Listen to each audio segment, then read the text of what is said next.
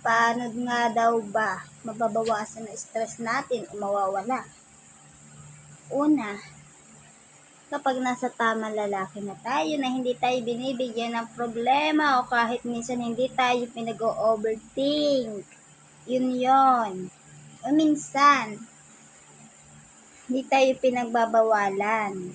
Kung pagbawalan man tayo, alam natin sarili natin, ikakabuti natin yun. Hindi naman tayo pagbabawalan na ating mga boyfriend, girlfriend, kung alam natin na maganda. Hindi natin ikapahamak, tama ba? So yun ha, mga girls. Pag walang time sa iyo ang isang lalaki, ni update wala.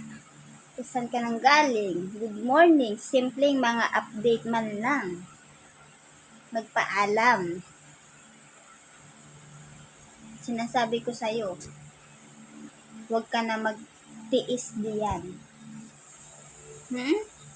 Huwag na. Masasaktan ka lang. Yun lang.